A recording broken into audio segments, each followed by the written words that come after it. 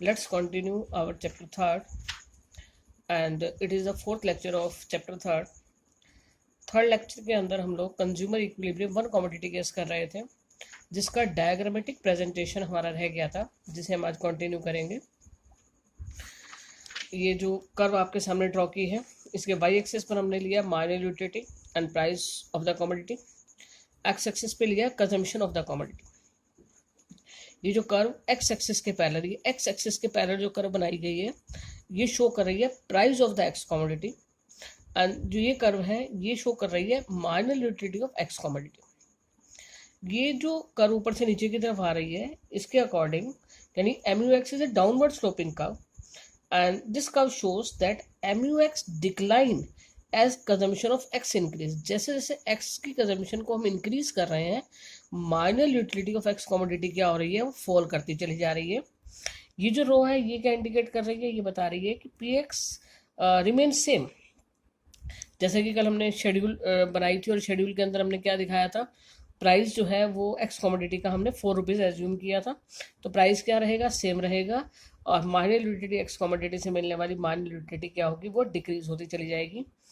And equilibrium is stuck at C point. ये C point indicate कर रहा है PX इक्वल टू MUX, यानी यहाँ पर price of X commodity marginal utility of X commodity की क्या हो गई, इक्वल हो गई। तो यहाँ पर हमारा कंज्यूमर क्या है, इक्विलिब्रियम के केस में इससे ज़्यादा यूनिट्स को कंज्यूमर परचेज नहीं करेगा, क्योंकि अगर इससे ज़्यादा वो परचेज करेगा तो marginal utility of X commodity जो है उसके प्राइस से क्या हो जाएगी, कम हो जाएगी, यानी उसे सेटिस्फेक्शन कम मिलेगी और प्राइस वो ज़्यादा पे करेगा। तो ऐसा नहीं होगा, because consumer is a rational consumer, समझदार उपभोक्ता है, तो वो मैक्सिमम सेटिस्फेक्शन गेन करना चाहता है।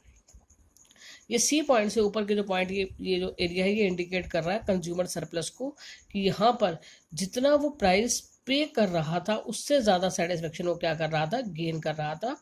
और ये जो पॉइंट है, ये मैंने जैसा आपको बताया, it is the consumer equilibrium. तो ये आपकी जो कर्व थी वो मैंने आपको बता दी। इसके बाद जो नेक्स्ट हम क्वेश्चन करने जा रहे हैं, that is the two commodity case, यानी consumer equilibrium two commodity case. Two commodity case आ जाए या सेवरल कमोडिटी केस आ जाए, तो हमने इसी तरह से अटेम्प्ट करना है जो अब करवाने जा रही हूँ मैं आपको। कोई भी कंज्यूमर इक्विलिब्रियम का क्वेश्चन आता है, सबसे पहले आपने कंज्यूमर इक्विलिब्रियम की डेफिनेशन देनी है, जो हम लोगों ने कल भी डिस्कस की थी, यानी consumer equilibrium refers to a situation where a consumer is getting maximum satisfaction. जहाँ पर कंज्यूमर क्या मिल रही है, मैक्सिमम सेटिस्फेक्शन मिल रही है, वो कंज्यूमर इक्विलिब्रियम को शो करता है। डेफिनेशन देने के बाद, क्योंकि आप टू कमोडिटी केस कर रहे हैं, देन आप कैसे लिखेंगे, consider a situation when a consumer is buying commodity X and Y. दो कमोडिटीज परचेज कर रहा है, एक्स एंड वाई। तो यहाँ पर इक्विलिब्रियम कैसे आएगा, in case of X commodity. X commodity के केस में इक्विलिब्रियम कैसे आ सकता था, एक इक्वेशन लिखेंगे हम, MUX by PX is equal to MUM, यानी marginal utility of X commodity और प्राइस ऑफ एक्स कमोडिटी का जो रेशियो है वो किसके इक्वल होना चाहिए, मार्जिनल यूटिलिटी ऑफ मनी के इक्वल होना चाहिए। ये है हमारी इक्वेशन नंबर 1। मैं फिर से बता रही हूँ कि कंज्यूमर क्या कर रहा है, दो कमोडिटीज परचेस कर रहा है, X and Y. In case of X commodity, जब वो सिर्फ एक कमोडिटी परचेस करता, एक्स कमोडिटी, तो उसको कहाँ पर इक्विलिब्रियम मिलता, MUX बाय PX, यानी MUX और PX का जो रेशियो है वो किसके इक्वल होना चाहिए, MUM, यानी मार्जिनल यूटिलिटी ऑफ मनी के। जैसा एक्स कमोडिटी के केस में हुआ, likewise in case of Y commodity, likewise in case of Y commodity. इसमें हम क्या लिखेंगे, सेम हम यूज करेंगे फार्मूला, बस एक्स की जगह क्या कर देंगे, Y, MUY by PY equal to MUM। ये आपके पास आ गया, MUY by PY equal to MUM, ये हो गया आपका सेकंड इक्वेशन। अब हम करते हैं relating equation number 1 and 2। Relating equation number 1 and 2।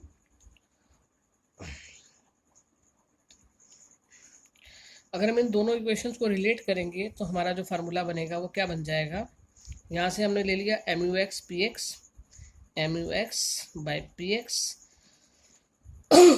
Sorry MUY by PY equal to MUM। MUM क्या है हमारा, कॉमन है MUM। तो हमारा ये फार्मूला क्या बन गया, MUX by PX equal to MUY by PY equal to MUM। In case of n commodity, आपने 1 कमोडिटी 2 कमोडिटी लिया, x कमोडिटी y कमोडिटी, दोनों को करने के बाद रिलेट किया। इसके बाद आ गया हमारे पास in case of n commodity. In case of n commodity तो हम क्या कर देंगे, एक्स वाई की जगह इसे क्या कर देंगे 1 2, यानी MU1 by P1 equal to MU2 by P2 MU3 by P3 and MUNth by PNth, क्योंकि n कमोडिटी की बात कर रहे हैं, कितनी भी यूनिट हो सकती हैं, सेवरल कमोडिटी भी आ सकता है। तो MUNth by PNth equal to MUM, यानी जो हमने उससे पहले इक्वेशन की थी MUX by PX equal to MUY by PY equal to MUM। तो बिल्कुल इसी तरह से इसको हमने n कमोडिटी के केस में कर दिया। अब हम इसे एक शेड्यूल बना के एक्सप्लेन करेंगे, और शेड्यूल के लिए हमने क्या किया, यूनिट्स, भाई सिंपल काउंटिंग होती है हमारी। MUX और MUY minor utility of x commodity and minor utility of y commodity दिखाया। जो डाटा है वो इमेजिनरी डाटा है, और इसके अंदर हम जस्ट इतना ही शो कर रहे हैं कि जैसे जैसे x कमोडिटी का या y कमोडिटी का कंजम्पशन इंक्रीज हो रहा है, देन यूटिलिटी जो है वो क्या होती जा रही है, वो डिक्रीज होती चली जा रही है। चाहे हम y कमोडिटी की बात करें, चाहे हम x कमोडिटी की बात करें, कंजम्पशन इंक्रीज होने के साथ साथ यूटिलिटी क्या हो रही है, फॉल हो रही है। इसके साथ साथ एक और अजम्पशन हम लोग लेके चल रहे हैं कि PX equal to PY, price x commodity का y कमोडिटी के इक्वल है, और हमने प्राइस एज्यूम किया 1 रुपी, यानी PX equal to PY equal to 1 rupee, यानी दोनों ही कमोडिटी का प्राइस क्या है, वो 1 रुपी। तो अब हम इसमें इसको पहले शेड्यूल को एक्सप्लेन करेंगे।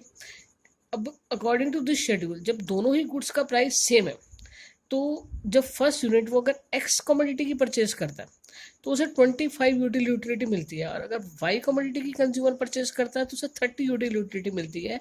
तो एक रैशनल कंज्यूमर होने के नाते वो क्या करेगा, फर्स्ट रुपीज स्पेंड करेगा y कमोडिटी के ऊपर, क्योंकि यहाँ पर जो है उसे 1 रुपी स्पेंड करके यूटिलिटी क्या मिल रही है, ज़्यादा मिल रही है। सेकंड रुपी वो कहाँ स्पेंड करेगा, यहाँ मिल रही है उसको 26 यूटिलिटी और यहाँ मिल रही है 25, तो नेचुरल सी बात है वो सेकंड यूनिट भी किसकी परचेज करेगा, वाई कमोडिटी की परचेज करेगा। थर्ड यूनिट, थर्ड रुपी वो अपना कहाँ पर स्पेंड करेगा, थर्ड रुपी स्पेंड करेगा वो एक्स कमोडिटी के ऊपर।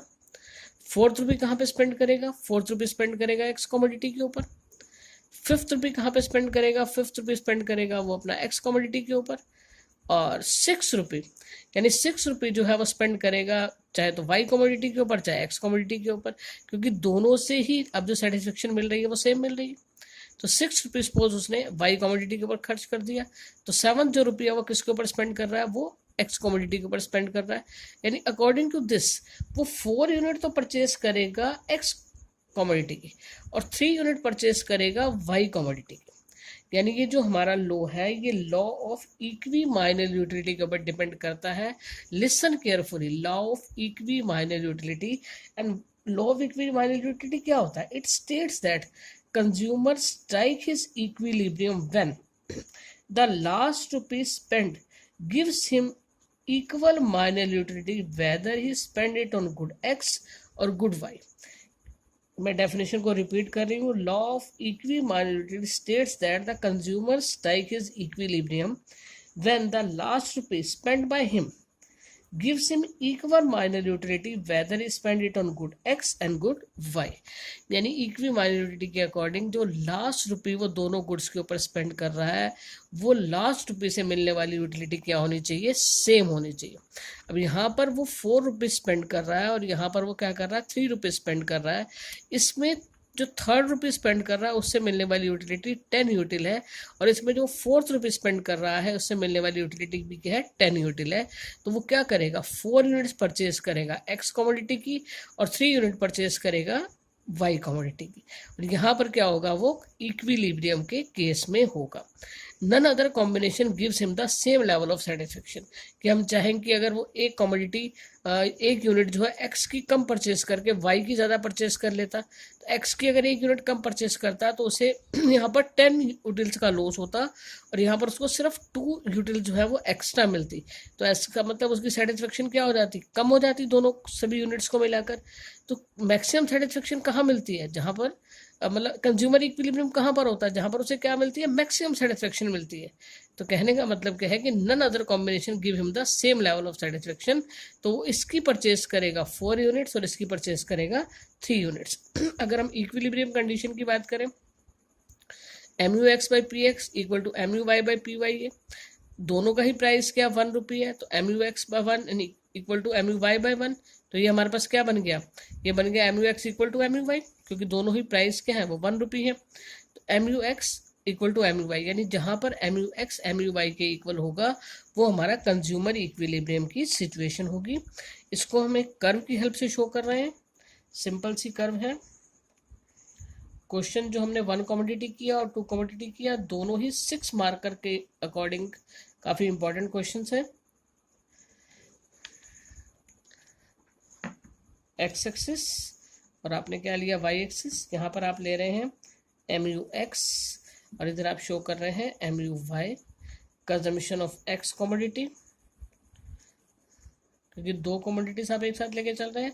कंजम्पशन ऑफ एक्स कमोडिटी ऐसे बनाएंगे and consumption of Y commodity वो हम शो कर रहे हैं इधर से इधर, यानी एक्स कमोडिटी इधर से इधर 1 2 3 4 इस तरह से चल रहा है, और वाई कमोडिटी के लिए इधर से स्टार्ट करेंगे 1 2 3 4 5 इस तरह से आएगा। दोनों ही कमोडिटी से मिलने वाली यूटिलिटी जो है वो क्या हो रही है, फॉल हो रही है। तो एम यू एक्स को हमने क्या कर दिया, फॉल कर दिया। हम विदाउट डाटा इसको बना रहे हैं, जस्ट रूल को फॉलो करते हुए। ये हमने क्या बना दिया, एम यू वाई ड्रॉ कर दिया। जैसे जैसे एक्स की ज़्यादा यूनिट्स को परचेस किया उससे मिलने वाली यूटिलिटी फॉल हो गई, और इसी तरह से जैसे वाई की ज़्यादा यूनिट्स को परचेस किया उससे मिलने वाली यूटिलिटी भी क्या हो रही है, फॉल हो रही है। यहाँ वो प्लेस है जहाँ पर M U X equal to क्या हो गया, एम यू वाई हो गया। तो ये क्या है, ये किस चीज़ को शो कर रहा है, ये कंज्यूमर इक्विलिब्रियम को शो कर रहा है, क्योंकि हमने ऊपर ही कहा कि कंज्यूमर इक्विलिब्रियम कहाँ होगा, जहाँ एम यू एक्स किसके इक्वल हो जाएगा, एम यू वाई के इक्वल हो जाएगा। तो यहाँ पर क्या हो गया, M U X M U Y के इक्वल हो गया। तो ये हमारा कंज्यूमर इक्विलिब्रियम है। और ये जो है इक्विलिब्रियम कहाँ स्टक हो रहा है, जहाँ M U X M U Y के इक्वल है, यानी एट क्यू पॉइंट। तो आपका ये 2 कमोडिटी केस जो है वो कंप्लीट हो गया। फर्स्ट ऑफ ऑल आपने डेफिनेशन दी, डेफिनेशन के बाद जो है आपने बताया कि अगर वो एक कमोडिटी परचेस कर रहा है तो जो हमारा फार्मूला रहेगा M U X by P X equal to M U M. Likewise Y के कमोडिटी केस में फिर दोनों इक्वेशंस को हमने रिलेट किया, और फिर हमने किया in case of N commodity एक शेड्यूल की हेल्प से हमने शो किया। सारा का सारा डाटा इमेजिनरी डाटा है, बस लो फॉलो हुआ है कि जैसे जैसे आप कंजम्पशन को इंक्रीज करेंगे यूटिलिटी क्या होती चली जाएगी, फॉल होती चली जाएगी। ये जो कंडीशन थी M U X by P X equal to M U Y by P Y, क्योंकि दोनों ही गुड्स का प्राइस 1 रुपी है, तो हमारे पास ये क्या बन गई, M U X equal to M U Y. और फिर हमने इसको क्या कर दिया, इसको अपनी कर्व की हेल्प से शो कर दिया। ये जो है इक्विलिब्रियम का पॉइंट है। आप इसे अच्छे से रिवाइज करें।